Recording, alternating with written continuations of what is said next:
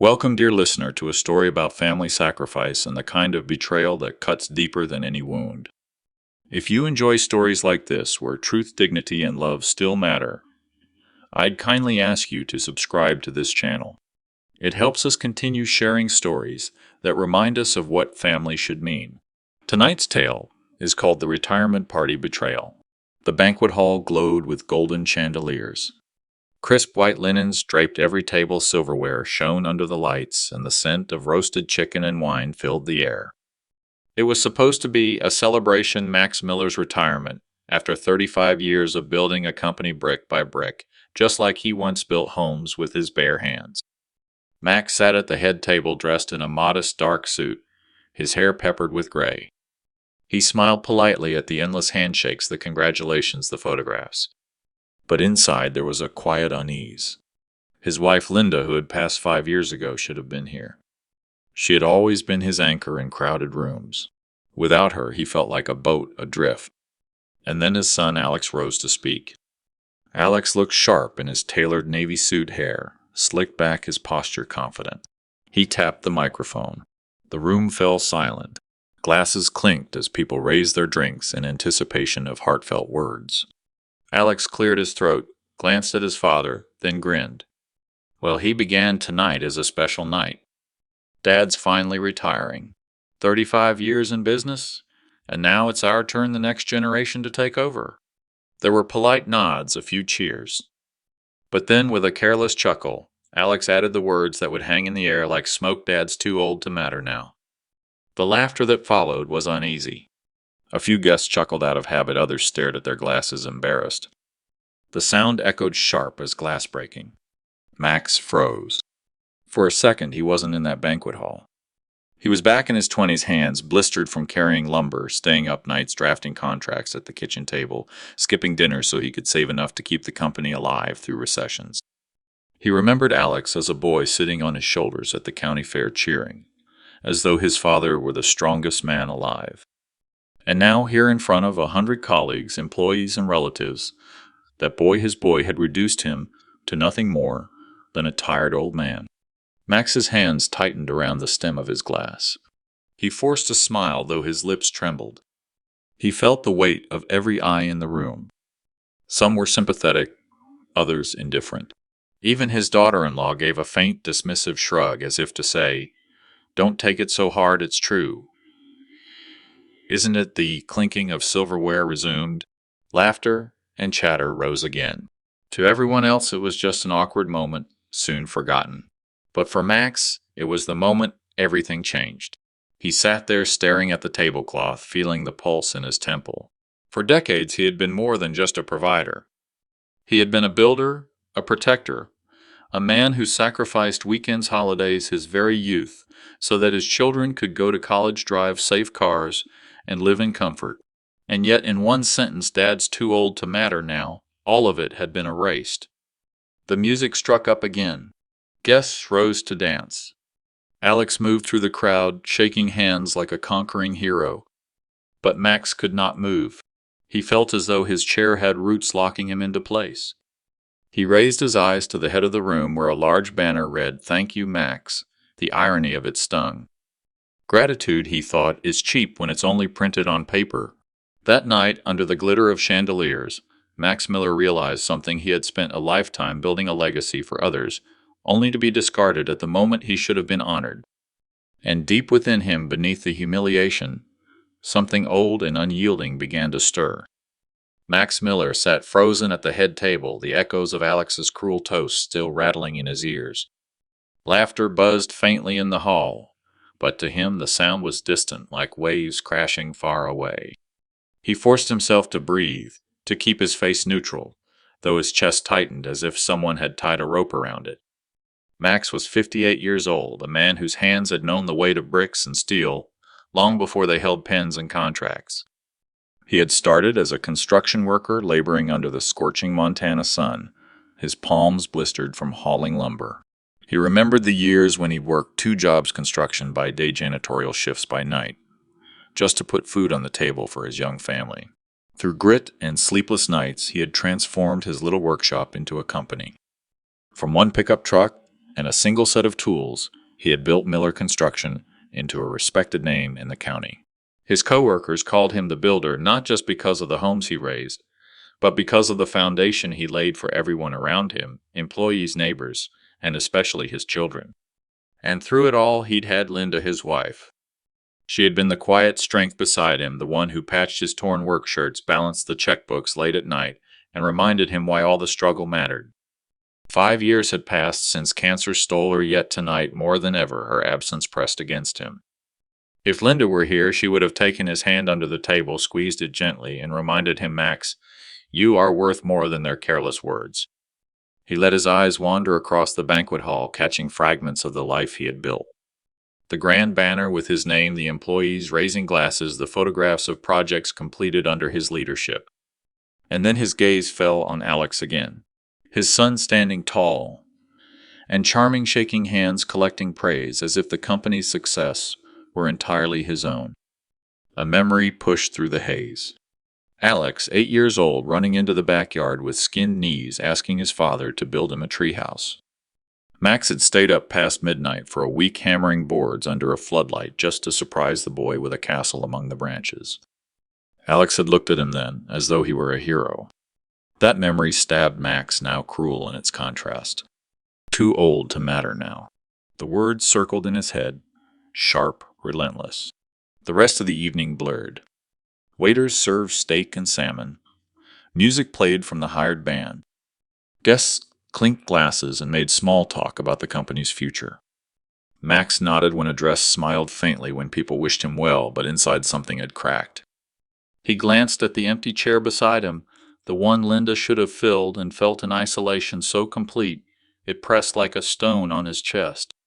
Every toast, every polite applause felt less like gratitude and more like a quiet funeral for his relevance. And as the night stretched on, Max realized this. His years of sacrifice, missed holidays, calloused hands, long nights had become invisible. His son, the boy he had raised and mentored, had erased him with a single careless sentence. But under the humiliation, deep in his chest, a quiet ember began to glow. Max wasn't done. The banquet hall glowed with golden light chandeliers, scattering warm brilliance across polished silverware and crystal glasses. The hum of conversation and bursts of laughter rippled through the air as if the cruel moment from Alex's toast had already been swallowed by the room's festivities. But for Max, the world had slowed to a crawl. He sat at his table, the table meant to honor him like a relic on display, untouched, unspoken to unseen. The linen cloth was immaculate.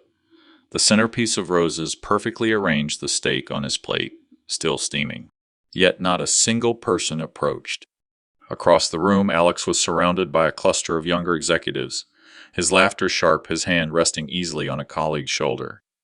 Champagne flutes clinked, and a few guests leaned in as Alex spoke animatedly about the company's next chapter.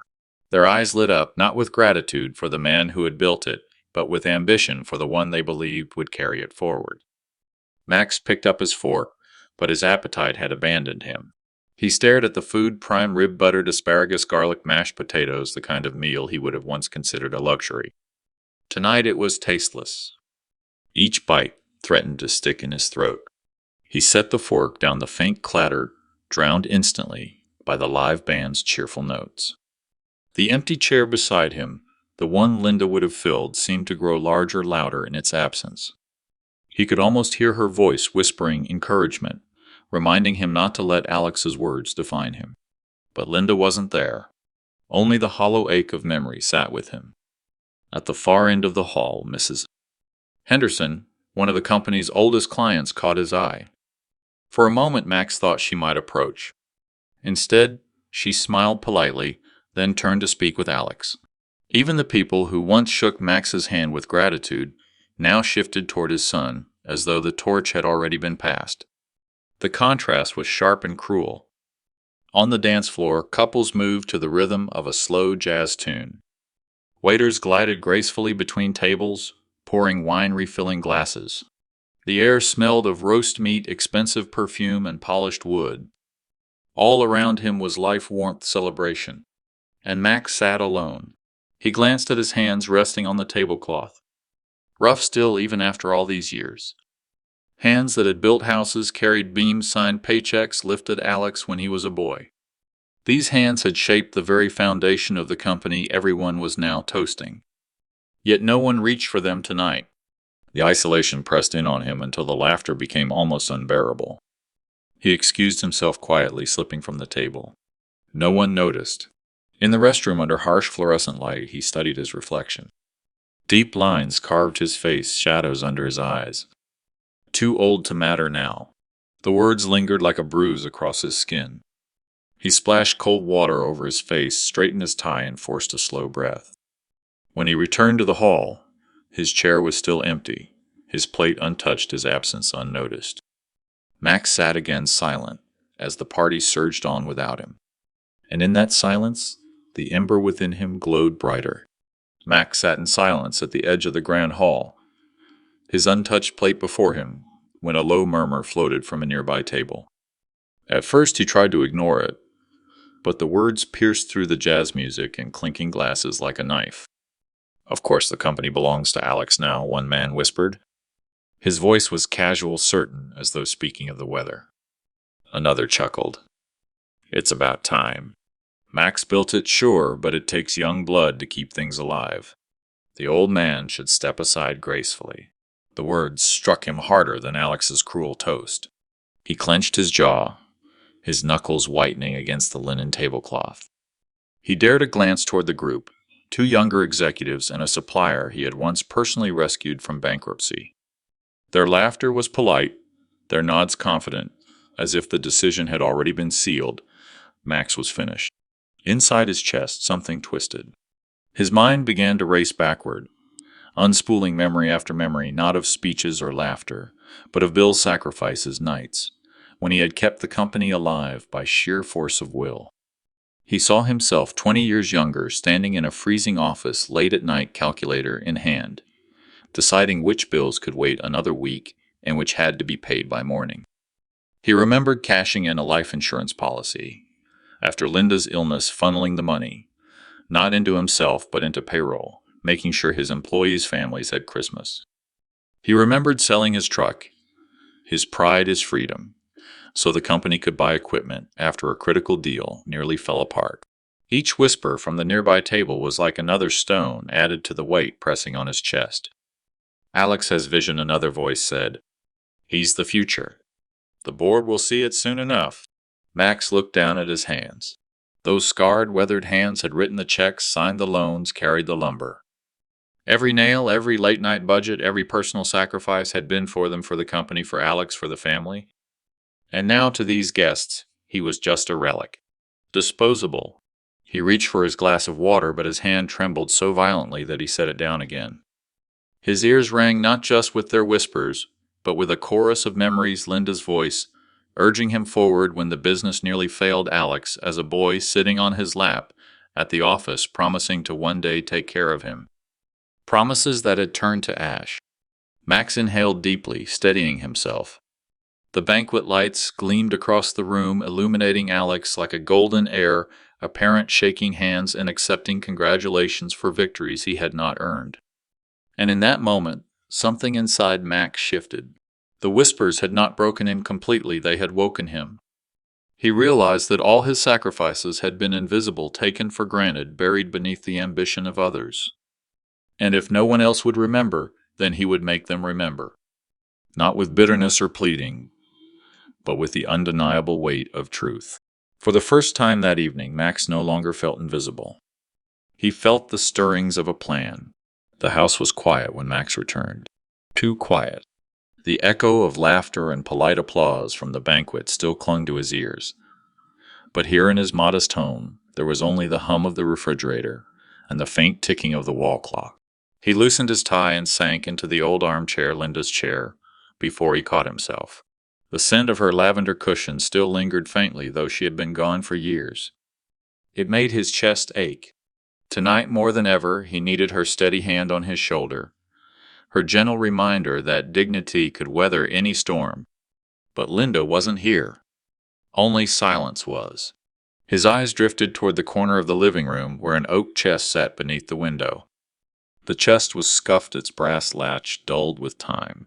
For years, Max had avoided opening it as though it contained more than just papers, like it guarded the very marrow of his sacrifices. Tonight, something pulled him toward it. He rose slowly, knees stiff, and knelt beside the chest. His fingers hovered over the latch, trembling before he flipped it open. The hinges creaked softly like an old friend clearing its throat. Inside, neatly stacked and yellowed with age, lay the story of his life's devotion. The first folder he lifted contained loan agreements, dozens of them, some dating back to the earliest days of the company. He remembered walking into the bank hat in hand, convincing the manager that he could make it work if only he had another month, another chance. Each signature on those papers was written with sweat and sleepless nights. Beneath the loans were deeds, proof of land he had once owned, sold piece by piece when the company faltered. Acres he had dreamed of leaving to his children, gone with the stroke of a pen to keep their paychecks coming.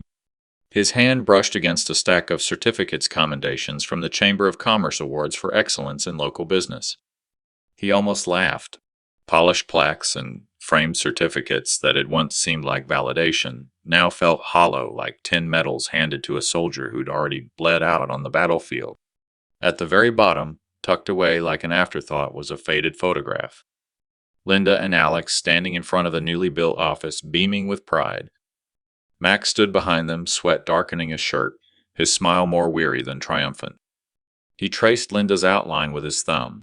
She had believed in him when no one else did. A heaviness settled in his chest as the memories rushed in. Every sacrifice, every acre sold, every dollar borrowed, every ounce of pride swallowed had been for them. For the family. For Alex. And yet at his retirement party, his own son had reduced him to a punchline. His breath hitched. For the first time that night, Max let his shoulders sag fully, the weight of decades pressing down.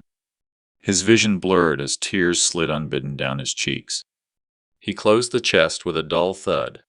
It sounded final, like the shattering of something fragile inside him. For years he had thought sacrifice was a kind of love, but now, staring at the chest, he wondered if it had only made him invisible.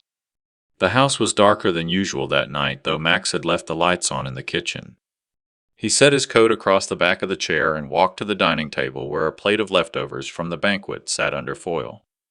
Rosa, his sister, had pressed it into his hands before he left the hall, pity in her eyes. He peeled back the foil. Roast beef, half a roll, 2 small potatoes.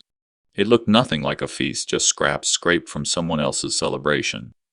He pulled a chair out and lowered himself slowly, the empty seats around him suddenly unbearable. Through the window he saw headlights streaking past on the street. Somewhere across town, Alex and Jenna were still out celebrating, laughing, probably drinking champagne in some expensive restaurant. The thought stung, not because of the food, but because of the choice. They had chosen to leave him behind, as if his presence was an inconvenience they no longer needed. Max lifted his fork, but it trembled halfway to his lips. His stomach wasn't hungry. His body only ached. A flash of memory rose unbidden. Alex, at 6 years old, tugging on his sleeve in the toy aisle. "Dad, can I have it just this once?" It was a model airplane, the kind with delicate pieces that took hours to assemble. Max had wanted to say no. Money was too tight, bills too high. But he had glanced down at his son's hopeful eyes, so much like Linda's, and something inside him gave way. That night, Max skipped dinner. He told Linda he wasn't hungry when in truth he'd given up his own meal to cover the cost of that little plane.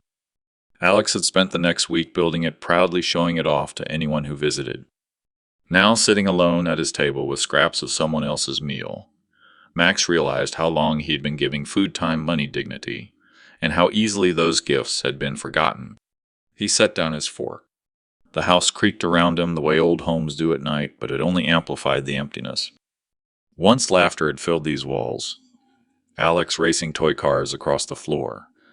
Linda humming in the kitchen, Max himself whistling as he hammered nails in the garage. Tonight, there was only silence.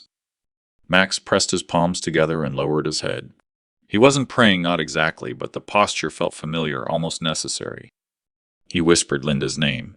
For a moment, he imagined her pulling up a chair, telling him that sacrifices never vanished, that love leaves a mark deeper than memory. But the chair remained empty. The only answer was the quiet hum of the refrigerator. When he finally stood, his knees stiff, the food on the plate was untouched. He wrapped it again in foil and placed it back in the fridge. His hunger was gone, replaced by something colder, the bitter taste of being forgotten. The next morning, Max sat on the porch with a chipped mug of coffee steam curling against the cool dawn. The streets were quiet, but his mind was not. Sleep had eluded him. The echo of Alex's cruel toast and the cold silence of the previous night gnawed at him like a splinter under the skin. He was staring at the horizon when a familiar voice called out from across the picket fence. "Morning, Max," Mrs.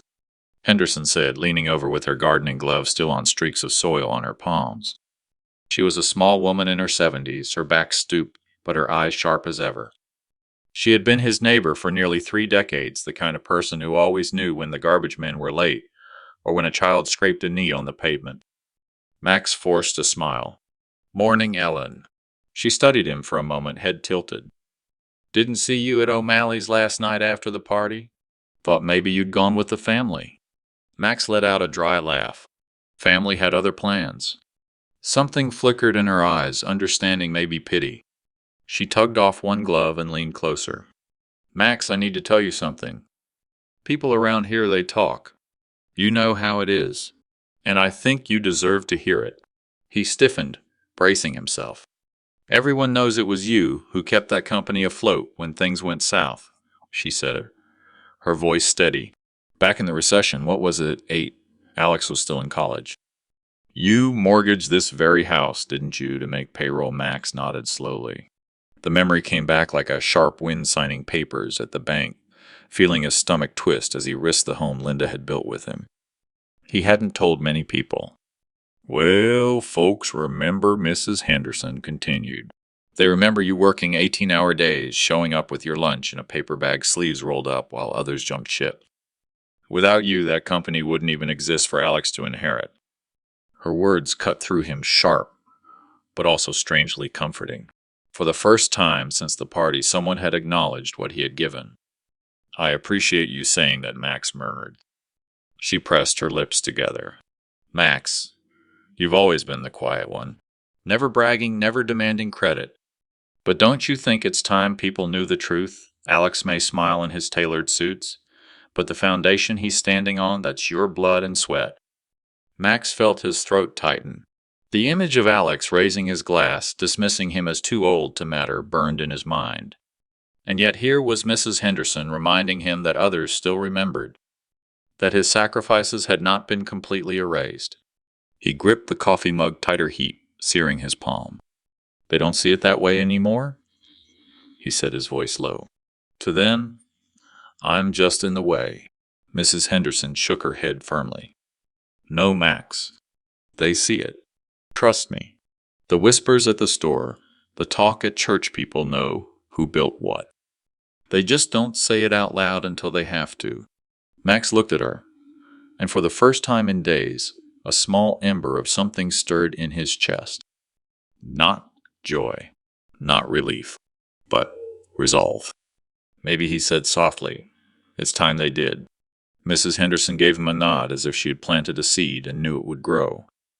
Then she slipped her gloves back on and returned to her garden, leaving Max alone with the morning sun creeping across his porch, and a thought taking root. The truth was his weapon, and he had held it too long in silence. That afternoon, Max sat at his kitchen table, papers scattered before him, old loan agreements, utility bills, faded photographs from the early days of the company. His hands moved absently over them, smoothing creases, though his mind was elsewhere. The silence of the house pressed heavy, broken only by the ticking of the old wall clock Linda had insisted they buy when they first married. A knock came at the door. 3 steady raps, the kind that carried purpose. Max frowned, not expecting anyone. When he opened it, he found Tom Larson standing there. Tom was in his late 40s now, his shoulders broader, hair flecked with gray, but his eyes still carried that earnest steadiness Max remembered from the day he first hired him as a 20-year-old mechanic. Tom held his cap in his hands, twisting it nervously. "Mr. Reynolds," Tom said, his voice quiet. "Do you have a minute?" "Of course, Tom." "Come in," Max replied, stepping aside. Tom entered and paused, glancing around at the modest house that bore the marks of years of hard living. His gaze lingered on the cluttered table, the stacks of papers, before he sat carefully in the chair Max pulled out for him. "I was at the party last night," Tom began slowly. "Heard what Alex said. Saw the way people laughed, trying to cover the awkwardness." He shook his head. "I couldn't sleep after that. Felt wrong.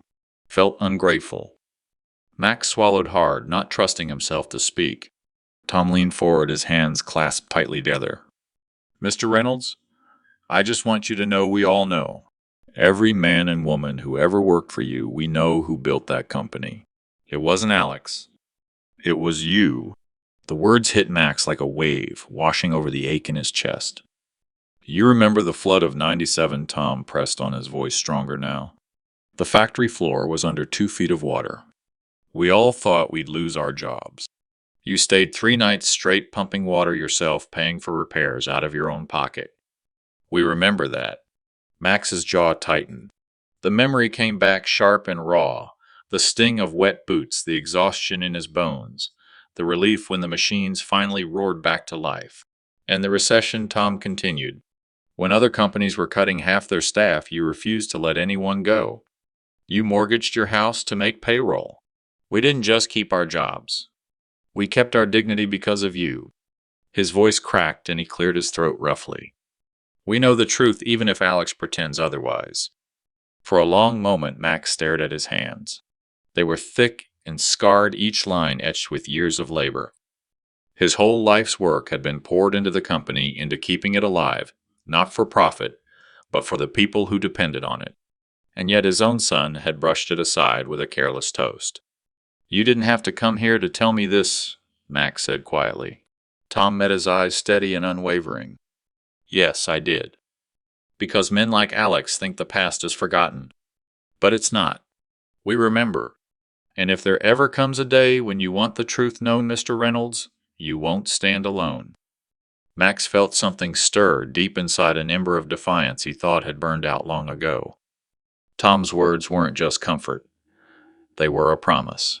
He leaned back, the corner of his mouth twitching into the faintest trace of a smile. "Thank you, Tom. More than you know."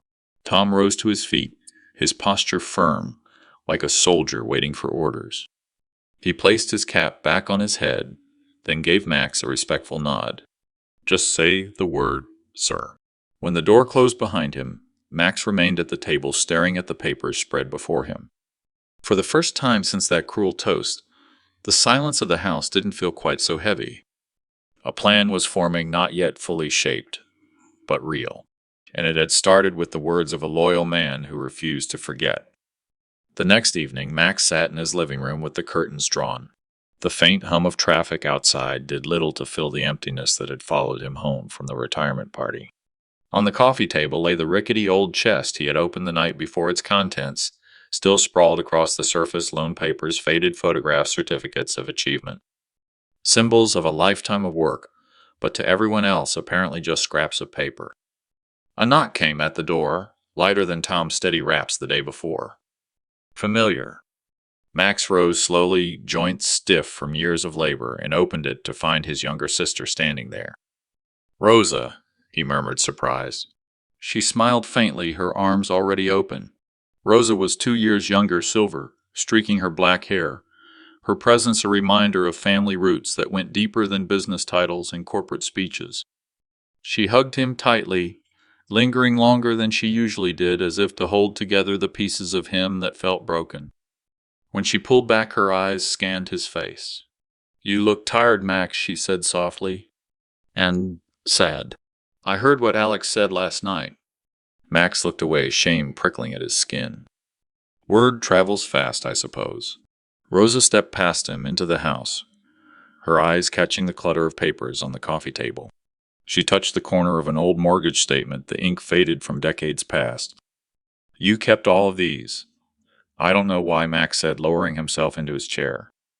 "Maybe to remind myself it was real, that I wasn't just some background character in my own life." Rosa sat across from him, her hands folded neatly in her lap. She studied him the way only a sibling could, with equal parts tenderness and blunt honesty. Listen to me, Max, she began, her voice gaining firmness. You cannot let people, especially your own son, make you believe you're just a shadow of the company you built. That company carries your fingerprints on every wall, every paycheck, every late night you stayed when others went home. Without you, there wouldn't be anything left to inherit. Max's throat tightened. Alex doesn't see it that way. To him, I'm just too old. Embarrassing. A relic. Rosa leaned forward, her eyes locking with his. Then maybe it's time to remind him. Remind all of them. You spent your whole life sacrificing, but sacrifice without acknowledgement becomes invisible. You deserve to be seen, Max. Not as a burden, as the man who held everything together. Her words pierced through the fog that had clouded his heart. He remembered the nights Rosa would bring food to the construction site when he was in his 20s, laboring late with no money for dinner. She had always believed in him even when he doubted himself. Rosa, he whispered, what if it's too late? What if my own son already decided I don't matter? She reached across the table, laying her hand over his scarred knuckles. Then show him. Show everyone. Don't let his arrogance rewrite the story of your life. You don't need anger, you just need the truth. And trust me, Max, the truth will cut deeper than any insult. Max looked at the chest again, at the stack of receipts and documents, and for the first time he saw them not as relics of past burdens, but as weapons proof of his sacrifices, undeniable and tangible. You really think people would care? He asked quietly. Rosa's lips curved into a small, resolute smile. They cared enough to whisper that Alex owns everything now. Imagine how loudly they'll talk when they learn the real story. Her words settled in him like a seed finding fertile soil. The shame he'd carried since that cruel toast began to shift, replaced by a flicker of something else resolved. He exhaled deeply, almost a sigh of release. Maybe it's time then. Rosa squeezed his hand once more before rising. Not maybe, Max. Definitely. You've given your whole life to that company and to your family. Don't let your story end with silence. When she left the house, didn't feel quite as empty. The ticking clock seemed less oppressive, and the papers on the table no longer mocked him. For the first time since that night, Max could almost hear Linda's voice in the quiet, urging him the same way Rosa had. Don't disappear, Max. Stand tall. Sunday morning, light spilled through the stained glass windows of St. Mark's, casting patterns of red and gold across the polished wooden pews. Max had come out of habit more than conviction. His wife Linda had always been the faithful one, and though she was gone, the rhythm of service still brought him a strange comfort. After the closing hymn, when most of the congregation shuffled toward the doors, Pastor John caught sight of him lingering in the back pew. The pastor, a man in his 60s with kind but steady eyes, walked over. Max, he greeted, placing a hand gently on his shoulder. You look heavy-hearted. Max managed a faint smile. That obvious? Obvious to someone who's seen you for decades, Pastor John said softly. I heard about the retirement party. I'm sorry. The words stirred the wound still raw from Alex's toast. Max lowered his gaze. It wasn't just the speech, John. It was the laughter that followed. The whispers. Like I'd already disappeared. Pastor John sat beside him, folding his hands in his lap.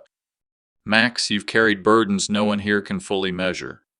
You built not just a company but a legacy, and yet I see you doubting yourself because of careless words. Max's throat tightened. I spent my whole life sacrificing, selling land, taking loans, missing meals just to keep that business alive for Alex's future. And now he stands before everyone and says, I'm too old to matter. The pastor let the silence sit, giving weight to the pain. Then his voice, calm but resolute, broke through. Sometimes silence is dignity. But other times, Max's silence becomes a prison.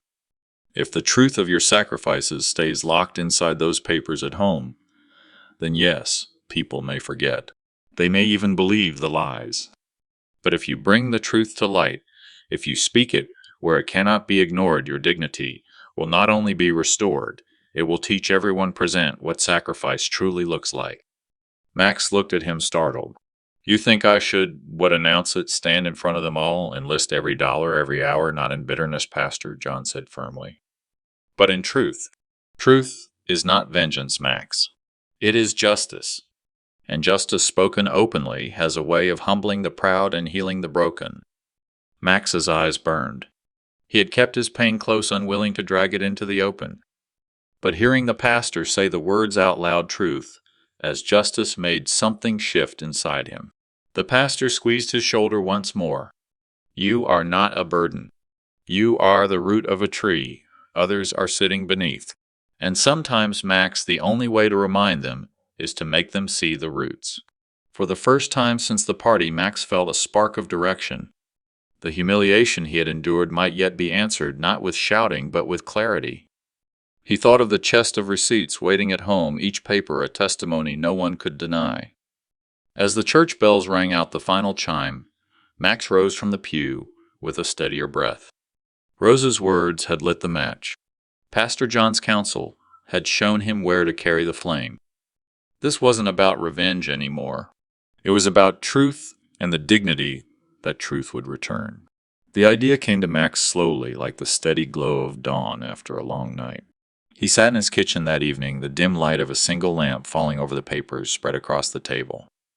Contracts, mortgage slips, pay stubs, his life's work distilled into numbers and signatures.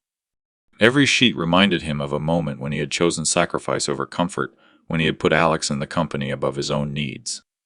He ran his hand across one of the oldest documents, the deed to the first office building. He remembered sleeping in his truck outside the construction site to save money on rent, making sure no one stole materials during the night. Back then, Alex was just a boy, wide-eyed and curious, asking questions about beams and cement. Someday this will all be yours, son, Max had told him proudly. Now Alex claimed it was already his without ever having paid the cost. Max's jaw tightened. Pastor John's words echoed in his mind. Truth is not vengeance. It is justice. If there was ever a moment when truth could not be ignored, it was in front of the very people who had witnessed Alex's cruel toast. The retirement party had humiliated him, but perhaps it could also become the stage for redemption. He leaned back in his chair, the creak of the wood loud in the silence. Yes, the party. That was where Alex had tried to erase him, where guests whispered that the company now belonged solely to his son. It was also where the truth could strike hardest.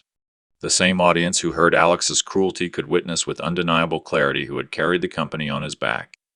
Max closed his eyes and pictured it, the banquet hall chandeliers, glimmering rows of white tablecloths, glasses clinking. He could almost hear the polite applause that followed Alex's speech, the uncomfortable chuckles that had cut into his heart. Next time those same walls would echo with the sound of his truth. He thought of Tom, the loyal employee who had reminded him that the workers knew who truly built the company. He thought of Rosa, urging him not to let himself be remembered as a shadow. And Mrs. Henderson, who had said the whole street already knew the truth. Allies were already around him. All he needed was to gather them, to prepare them, so no one could deny his words when he stood up to speak.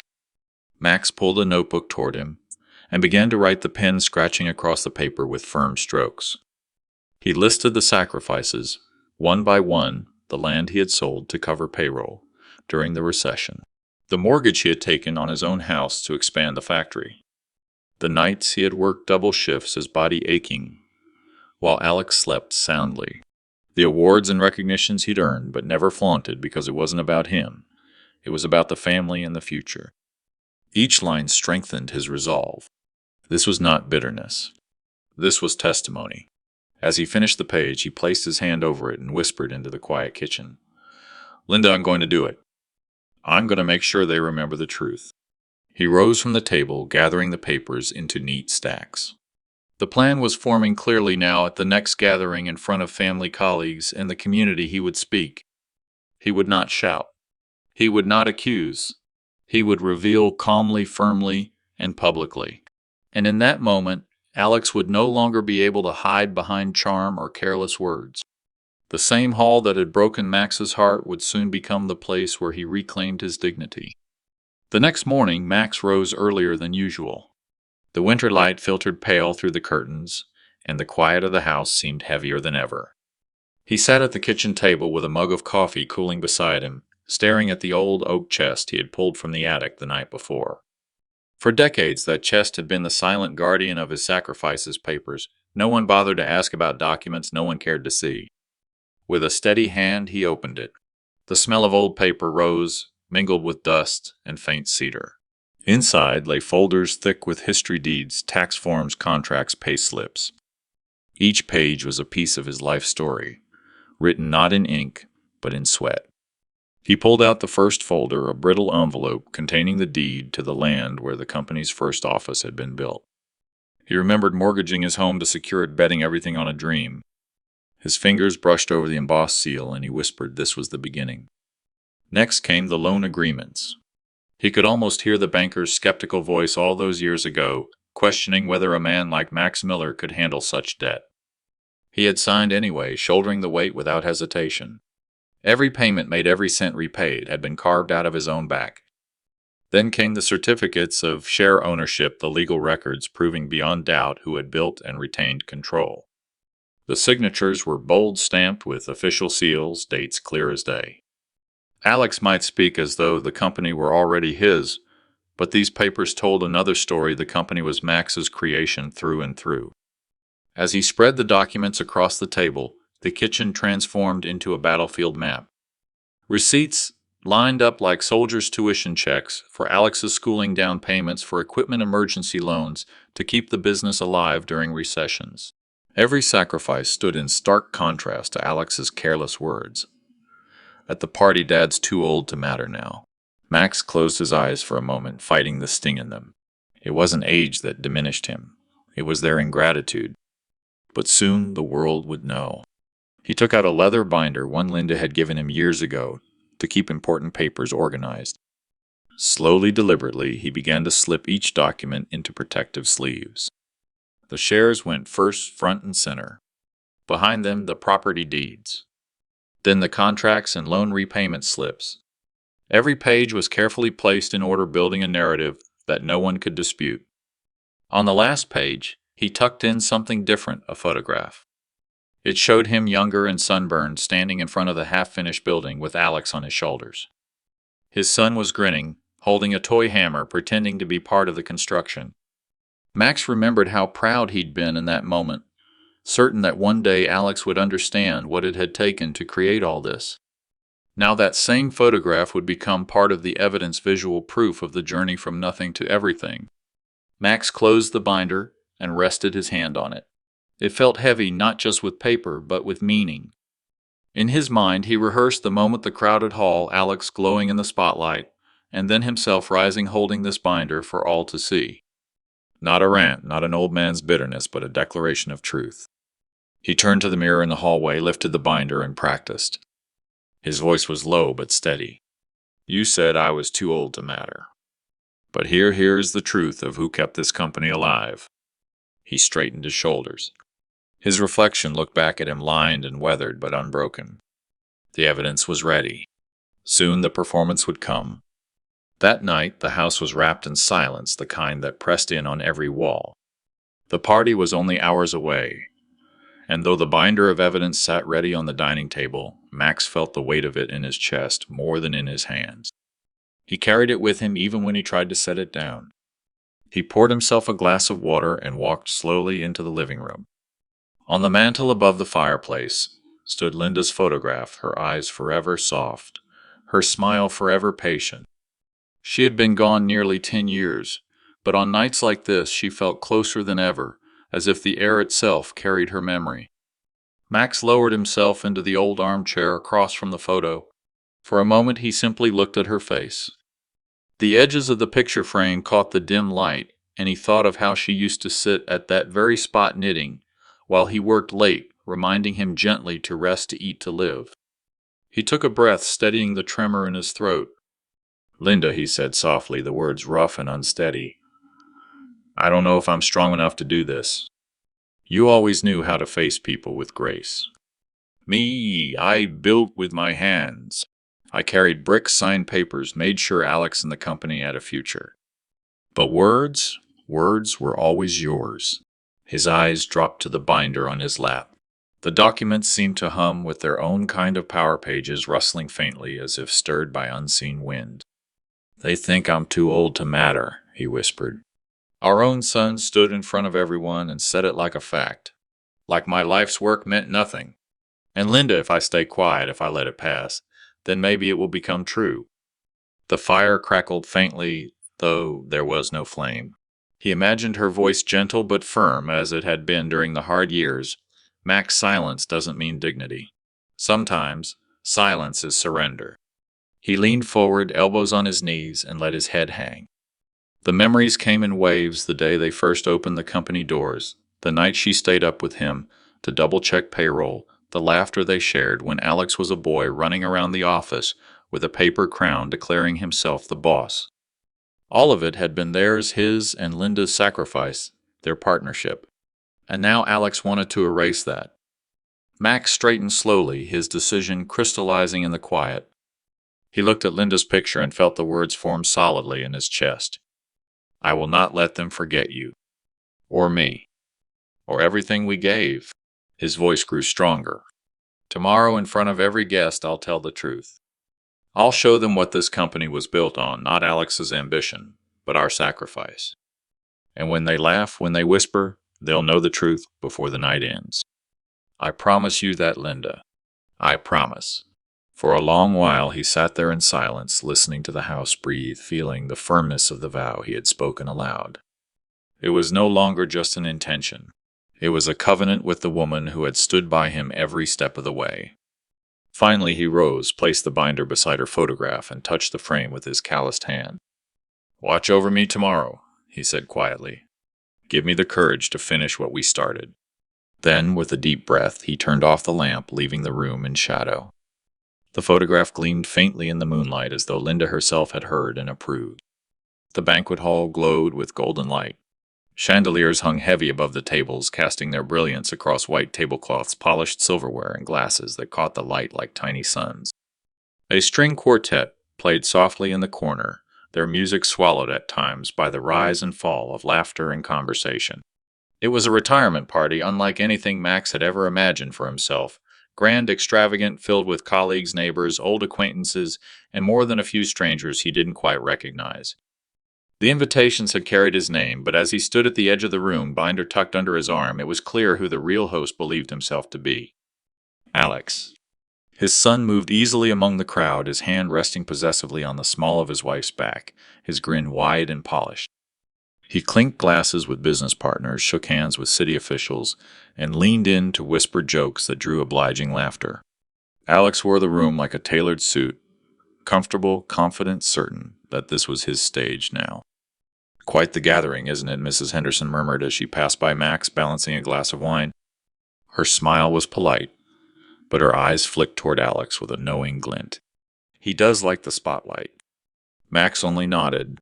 He made his way to a small table near the back, one of the few empty spots left. The chair was stiff, the linens too crisp. Around him the air was thick with the scent of roast beef, garlic, mashed potatoes, and expensive champagne. Waiters in black ties wove between the tables, their trays balanced with ease, while laughter floated up like smoke toward the ceiling. From his seat, Max watched. He saw the way people leaned toward Alex, the way his son gestured grandly, as if he were already the patriarch, the man of substance, the one to carry the family legacy. It was as if Max were invisible. He rested a hand on the binder by his side, feeling its edges through the leather case. Inside lay decades of sacrifice deeds, transfers, contract signatures that bore his name. Proof that every brick of the company, every dollar of growth, had come through his sweat and Linda's patience. Proof Alex could never erase. A toast was called, and the crowd hushed. Alex tapped his glass, his smile widening as he stepped to the microphone. "Ladies and gentlemen," he began, his voice smooth, trained the voice of someone who believed his story had already been written in stone. "Thank you for being here tonight to celebrate my father's retirement. It's not often we gather like this, and it means the world to our family." Polite applause followed. Max sat rigid, his jaw tight. Alex continued, "Dad built this company with hard work, yes, but now it's time for new energy, fresh ideas. Times have changed, and we need leadership that can meet the future head on. That's why I'm proud to step up to take the reins and to guide us into the next chapter." Whispers moved through the audience like a tide. Some nodded in agreement, others glanced toward Max at the back of the room. He caught fragments of their words, "So it's official. Alex runs the show now." "The company belongs to him, doesn't it?" Max's heart pounded, but his face remained still. The hall echoed with cheers and clinking glasses. Max did not raise his drink. Instead, he placed his hand firmly on the binder, his resolve sharpening. The party had resumed, yes, but the real show had yet to begin. The clinking of glass against glass rippled through the hall like rain on a tin roof. Alex, still basking in the glow of his own words, raised his champagne once more. His smile was fixed, brilliant. Rehearsed the smile of a man who thought he had already won. "Let's be honest," Alex said, drawing a chorus of half-hearted chuckles. "Dad had his time, and he did well enough for his generation. But now, well, let's face it, he's too old to matter in the business world." A few gasps punctured the air. Some guests coughed into their napkins. Others exchanged uneasy glances, shifting in their seats. Still polite laughter surfaced here and there, a nervous ripple from those unwilling to challenge the host's son. Max sat rigid at his small table near the back, the sound of Alex's voice landing like hammer blows against his chest. He had heard cruel words before, but this spoken publicly framed as a jest cut deeper than all the rest. The chandeliers sparkled above, bathing the hall in golden light. But for Max the glow seemed hollow, like a spotlight turned on a man meant to be forgotten. His eyes drifted to the people around him. Old colleagues whispered behind their hands, trying to mask their discomfort. One man leaned toward another and murmured, "Guess, the company really is Alex's now." A woman nearby nodded, her lips tight. The words swirled around Max, each one a thorn pressed deeper into his skin. On the table before him sat an untouched glass of champagne. He reached for it not to drink, but to steady his hand. His other hand, though pressed firmly against the leather binder at his side. Inside lay every sacrifice, every signature, every document that proved the company's foundation was his sweat and blood. Max's knuckles whitened as he tightened his grip.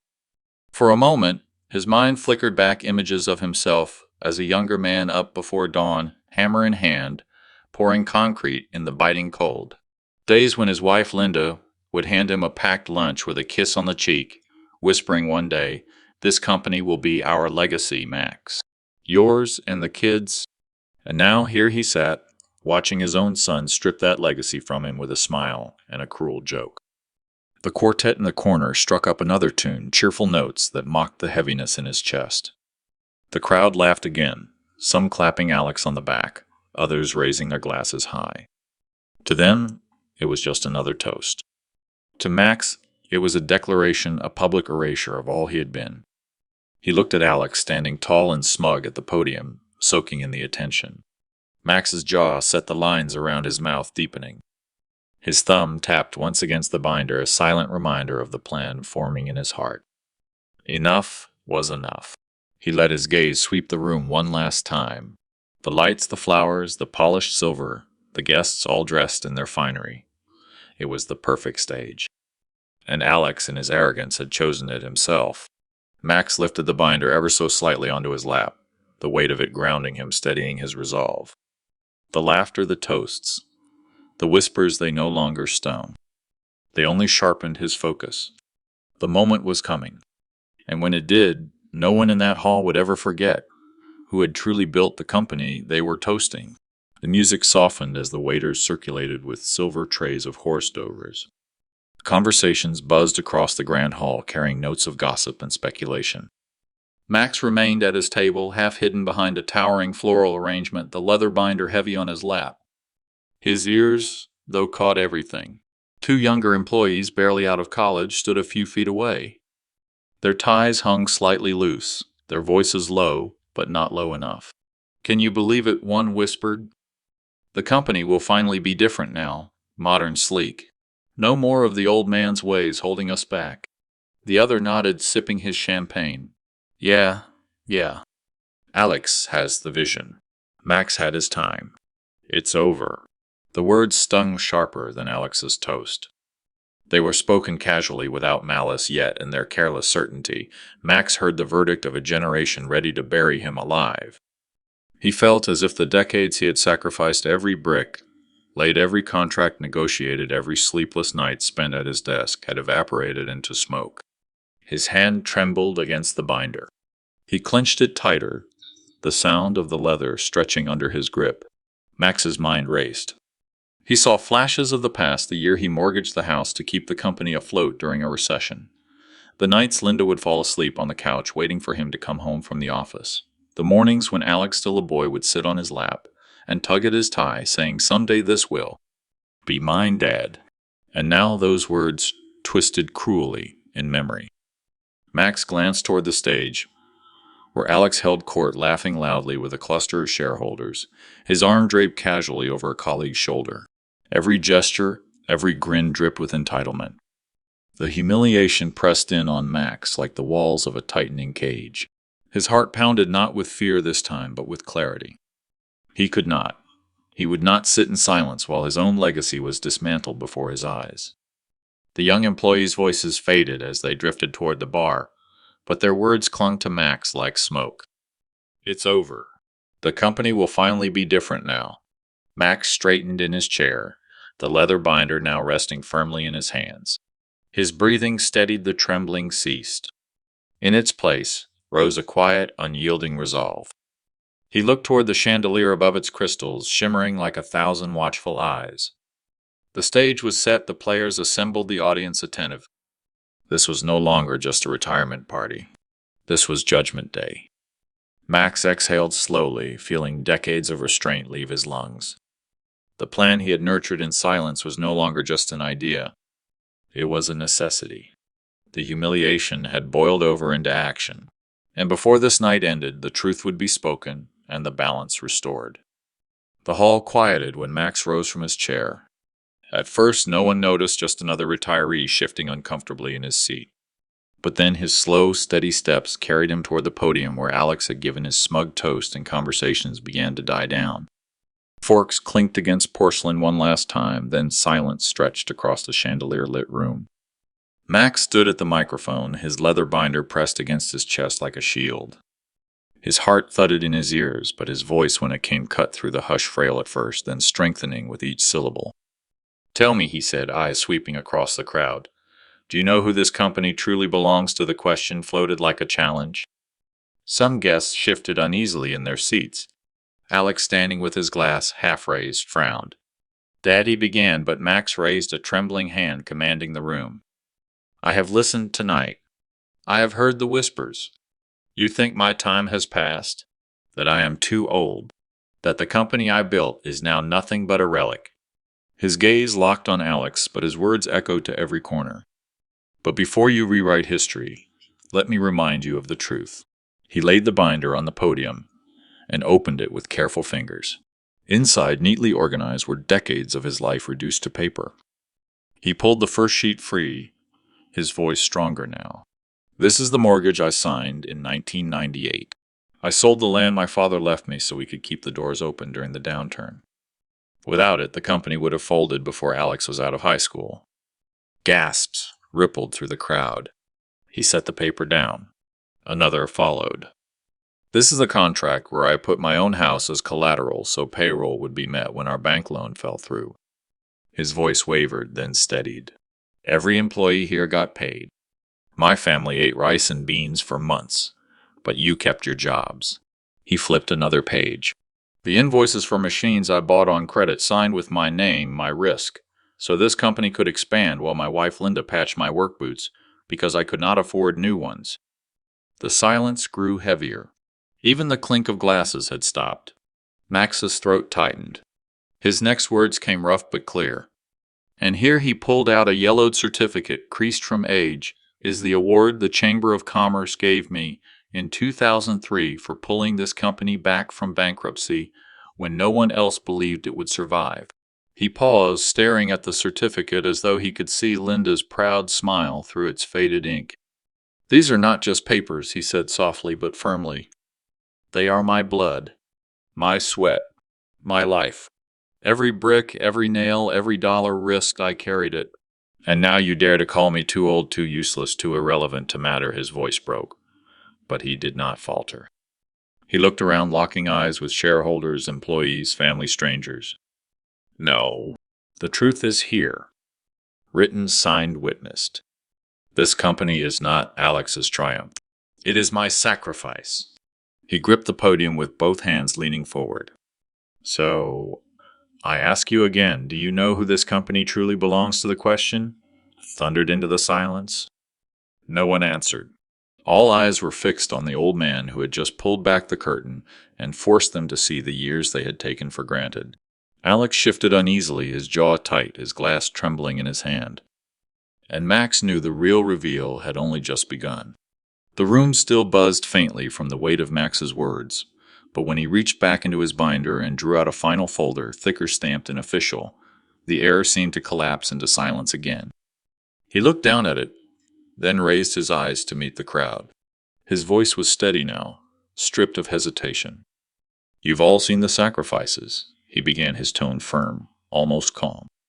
But there's one more truth you need to know tonight. Alex shifted at his table, his cheeks flushed with impatience. Dad, that's enough.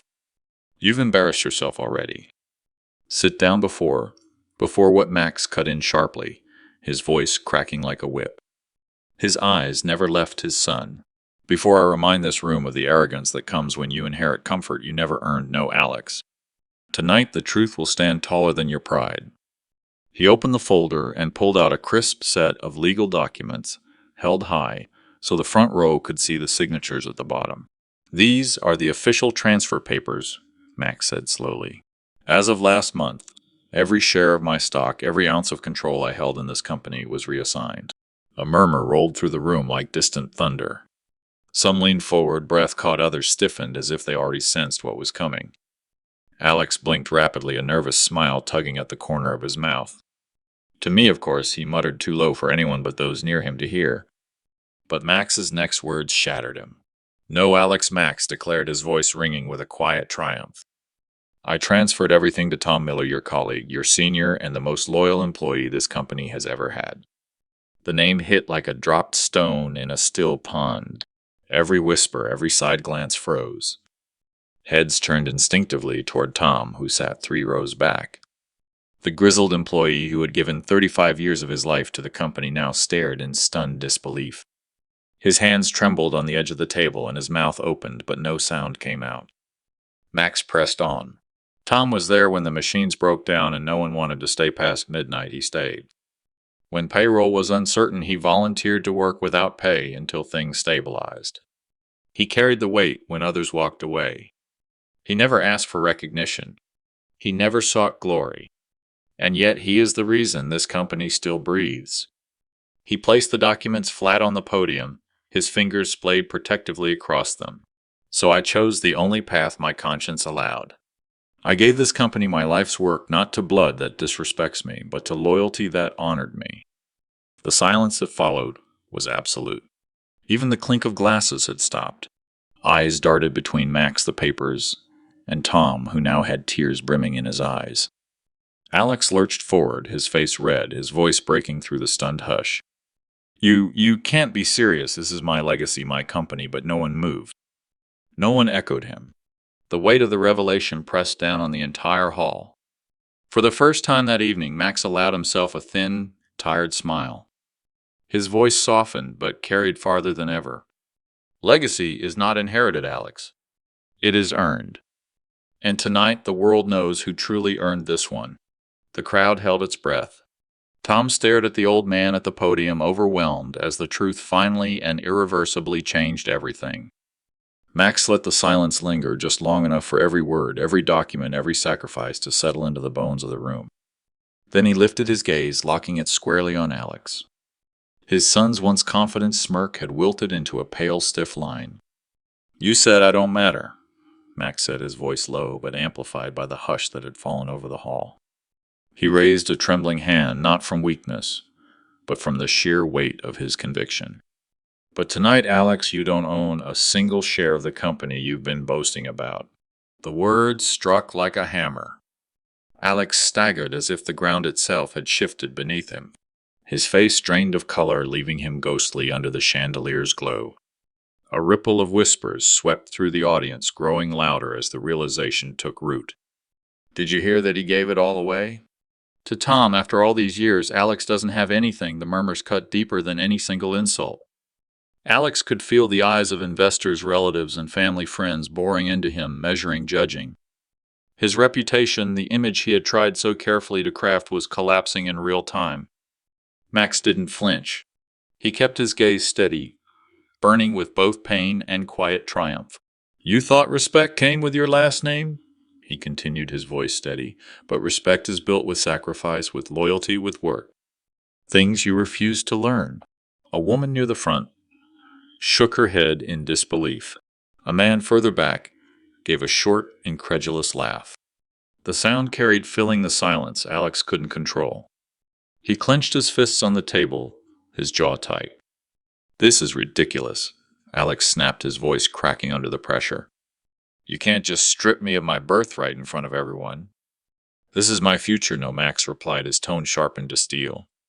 It was my life, and I will not allow my life's work to become your playground. The audience shifted, their whispers growing louder, no longer sympathetic to Alex. Investors exchanged knowing glances. Employees nodded almost imperceptibly toward Max, their silent approval, cutting Alex deeper than his father's words ever could. Alex's wife reached for his arm, whispering frantically, "Sit down, Alex. Please." But he jerked away, his pride unraveling in front of the very people he had hoped to impress. You'll regret this, Alex hissed at his father, though his voice carried more desperation than menace. Max leaned slightly forward over the podium, his voice calm but commanding. The only regret I carry, Alex, is that it took me this long to remind you and everyone else who truly mattered in this family and in this company.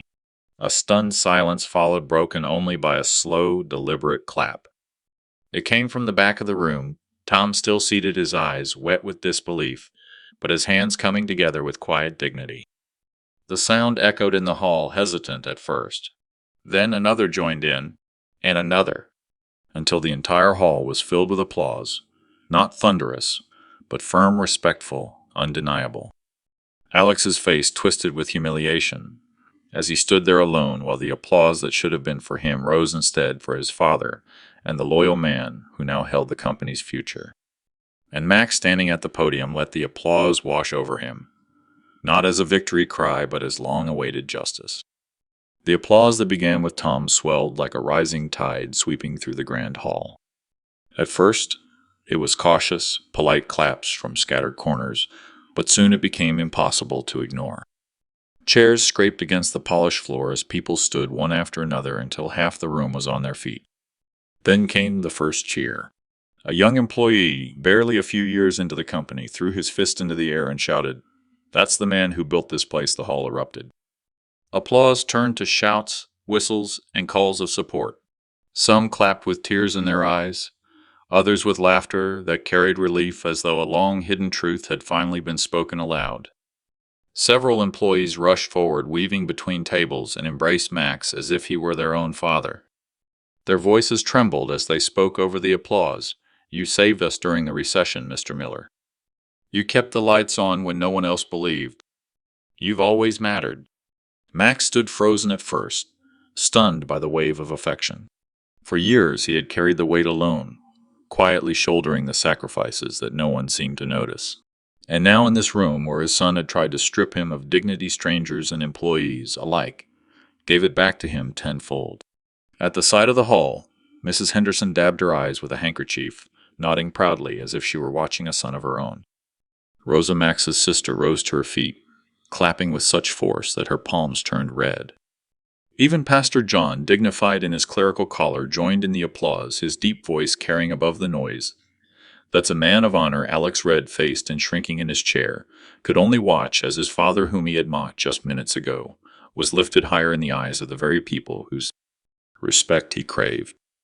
His earlier words, "Dad's too old to matter now," rang hollow, laughed off as foolish arrogance by those who once humored him. Max's throat tightened. He pressed a hand to his chest, overwhelmed by the sight of employees he had once mentored standing shoulder to shoulder, applauding not just their leader, but the man who had shaped their livelihoods. The moment stretched on applause, rolling like thunder, refusing to end. For the first time in years, Max allowed himself to smile, not the polite smile of duty, but the quiet, trembling smile of a man finally seen. The roar of applause slowly ebbed like waves settling after a storm. Guests returned to their seats, though the warmth in their eyes remained fixed on Max. The atmosphere had shifted. The balance of respect in the room no longer tilted toward Alex's careless bravado, but toward the quiet strength of the man they had once overlooked. It was then that Pastor John rose from his chair near the back. He moved with calm authority, his clerical collar gleaming under the lights. Conversations hushed as he made his way to the podium, every eye following him. The pastor's voice, steady yet filled with conviction, carried across the hall. Tonight we have witnessed not just a retirement party, but a revelation of truth. He turned toward Max, his eyes kind but resolute. This man, Max Miller, is no burden, no relic of the past. He is the foundation upon which this company and many of your livelihoods have been built. The crowd murmured in agreement, nods rippling across the room. A father cannot be dismissed as too old to matter, Pastor, John continued, his voice tightening. Not when his hands have laid the bricks of every opportunity, not when his sacrifices have carved the path that others now walk upon. To call such a man a burden is not only unjust, it is blindness to the truth. Max lowered his head, his eyes burning. He had endured years of silence, years of quiet service, believing his sacrifices might never be acknowledged. Hearing the words spoken aloud in front of his son, in front of friends, family, and employees, it was like a weight being lifted from his chest. Pastor John placed his hand on Max's shoulder and spoke directly to him. You are not retiring into obscurity, Max. You are stepping into honor. And it is time that honor is recognized not just privately, but publicly. The hall filled again with applause, softer this time, more reverent, almost like a hymn. Some clapped, others bowed their heads as if in prayer, but all of them were united in their recognition of what had just been declared.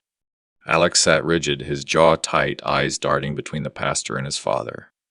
The room that once laughed politely at his toast now glared at him with judgment, the weight of Pastor John's words pressing down harder than any humiliation Max could have devised. For Max, though, it was not about vengeance in that moment. It was about truth, finally spoken, a life's worth of sacrifice, finally given its rightful name, dignity.